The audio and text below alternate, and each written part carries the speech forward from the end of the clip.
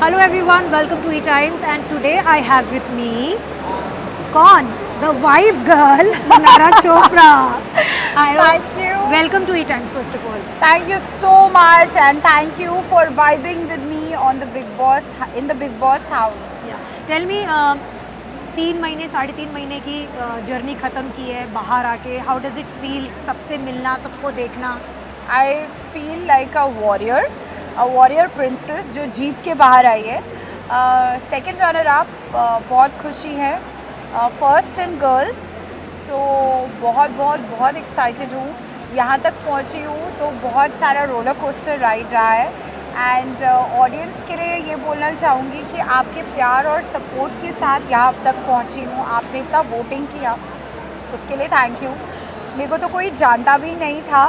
मैंने ना social media higher किया, ना कोई पीआर हायर किया, बट फिर भी आपने मुझे यहाँ तक पहुँचाया. एंड आगे भी मैं आपको एंटरटेन करती रहूँगी और आप मुझे हमेशा बहुत प्यार दीजिएगा. Thank you. Mannara, also through out your journey हमने देखा कि जैसे आपने बोला उतार चढ़ाव वाला आपकी जर्नी रही. आपने अभी बहुत पॉजिटिव चीज़ें गिनवा दी, लेकिन एक तरीका ये भी है देखने का कि इतने पास आकर विनर आप बनना चाहते थे और आप कह भी रहे थे बार बार अभी फिनाले में कि ऐसा लग रहा है जैसे एग्ज़ाम है, बोर्ड एग्ज़ाम के पहले की नर्वसनेस. तो बुरा लग रहा है कि पास आकर ट्रॉफी नहीं मिली? बिल्कुल लग रहा है, बिकॉज इसके 2 रीज़न्स हैं. क्योंकि मुझे लगता है कि ये पर्सनालिटी का शो था और यहाँ पे आपको ट्रू पर्सनालिटीज़ दिखानी चाहिए थी. और मुझे जहाँ तक अभी बाहर आई हूँ, लोगों से बात कर रही हूँ, उनको मेरी पर्सनालिटी बहुत अच्छी और रिलेटेबल लगी है. तो मुझे लगा कि फाइनल जो कंपटीशन होगा वो मेरे और अभिषेक के प्रॉबेबली बीच में होना चाहिए था. क्योंकि अभिषेक भी जैसा भी था उसने शो में अपनी कहीं ना कहीं सच्चाई ही दिखाई है ना. अगर वो किसी को कुछ बोल रहा है या कोई उसको बोल रहा है और उसका एक लहजा दुनिया को अच्छा लगा है, तो बट वो है तो वो सही में ही वही इंसान ना. बट मुनव्वर के केस में मुझे लगता है उन्होंने तो पहले कुछ अपने आप को और दिखाया और अभी कुछ और. That is one aspect. And second चीज़ मुझे ये लगा कि शायद मैं जीतती, बट मैंने अपने सोशल मीडिया पे ज़्यादा ध्यान दे के जाना चाहिए था, अपने पीआर पे, अपने डिजिटल मीडिया पे, ताकि लोग मुझे और वोट्स करते और मैं आगे बढ़ती. बट जो भी है मैं उसको बहुत ग्रेसफुली एक्सेप्ट करती हूँ. ऑल्सो एक अंकिता के साथ लास्ट में या कहें पहले दिन से कोई ना कोई तो अनबन हो रही थी. Finally what is the equation? Will you stay friends या ये राइवलरी आगे भी शुरू रहेगी? आई थिंक गेम से बाहर आके everybody is fine, everybody is friends. I think वो भी घर को बहुत मिस करी थी कहीं ना कहीं, अपनी फैमिली को, अपनी मॉम को, अपने डॉग्स को. एंड या आई थिंक विकी भाई इज़ देयर, विल सी. लेकिन बुरा लगा जब आपके ऊपर टैग लग रहे थे तो कि आप बीच में आ रही हैं, आप उनको चिढ़ा रही थी. हमने देखा आपको, आप रो भी रही थी. You had your weak moments. What you have to say? I think जब एक बार वो टास्क हुआ था जहाँ पे उन लोगों ने हमारे ऊपर बहुत ज़्यादा मिर्चियाँ डाल दी थी, उसके बाद हम लोगों ने एक डिसीजन लिया था जो एकदम करेक्ट डिसीजन था. बिकॉज जिस तरह से हमारे ऊपर चीज़ें हुई और हमें टास्क के लिए कुछ भी नहीं प्रोवाइड करा, उसके बाद भी अंकिता जी आके कुछ अलग सी बातें बोल रही थी. और ऑनेस्टली मैं उन बातों का जवाब नहीं दे पाती. वन इज़ बिकॉज मुझे एक उनके लिए रिस्पेक्ट है, वन इज़ मुझे अपनी ज़ुबान पे कंट्रोल होना चाहिए, she being the senior. Thirdly वो विक्की भाई की वाइफ है एंड मुझे लगा कि उनको सिर्फ एक टास्क की तरह लेना चाहिए, बट उन्होंने उसको ज़्यादा ले लिया.